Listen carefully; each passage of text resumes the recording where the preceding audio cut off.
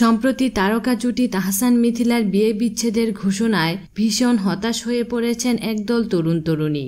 মিষ্টিমধুর romantic এই জুটির এমন বিচ্ছেদে তারা ব্যথিত। সেই ভক্তদের একটি অংশ তাহসান মিথিলা জুটির বিয়ে বিচ্ছেদের বিষয়ে ফেসবুকে একটি ইভেন্ট খুলেছেন। ইভেন্টের নাম দিয়েছেন তাহসান মিথিলার ডিভোর্স মানি না মানব না। বিচ্ছেদ ভুলে তারা এই জুটিকে আবারও একসঙ্গে থাকার দাবি জানান।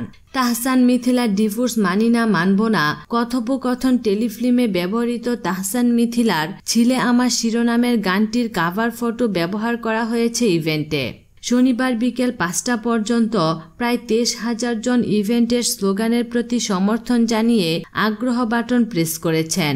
তাহসান মিথিলার ডিভোর্স মানি না মানব না ইভেন্টের বর্ণনায় বলা হয়, তাহসান মিথিলার ডিভোর্স একটি পরিকল্পিত ষড়যন্ত্র।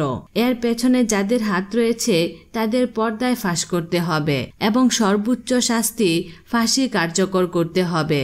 গত 20 জুলাই দুপুরে তাহসান তার ভেরিফাইড ফেসবুক পেজের এক পোস্টে মিথিলার সঙ্গে বিচ্ছেদের ঘোষণা দেন।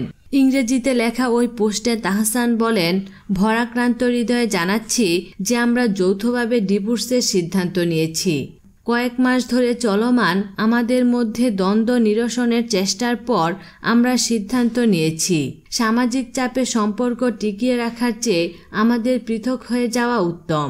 এক ঘটনায় ফেসবুক সহ বিভিন্ন মাধ্যমে তুমুল আলোচনা সমালোচনার ঝড় ওঠে। এক পর্যায়ে তাহসান তার ফেসবুক থেকে পোস্টটি সরিয়ে ফেলেন। এ নিয়ে অবশ্য ভক্তদের মধ্যে কৌতূহল দেখা দিয়েছে। গতকাল শুক্রবার থেকে তাহসানের ফেসবুক থেকে বিচ্ছেদ সংক্রান্ত সেই পোস্টটি মুছে ফেলা হয়েছে। অনেকেই ভাবছেন সিদ্ধান্ত বদলাচ্ছেন তাহসান মিথিলা। তারই প্রাথমিক পদক্ষেপ হিসেবে পোস্টটি মুছে দেয়া হয়েছে। অর্থাৎ নতুন মোড় নিতে যাচ্ছে তাদের সম্পর্কের। বিনোদন জগতের নিত্য নতুন খবরাখবর জানতে আমাদের চ্যানেলটিতে সাবস্ক্রাইব করার জন্য আপনাকে আন্তরিক ধন্যবাদ।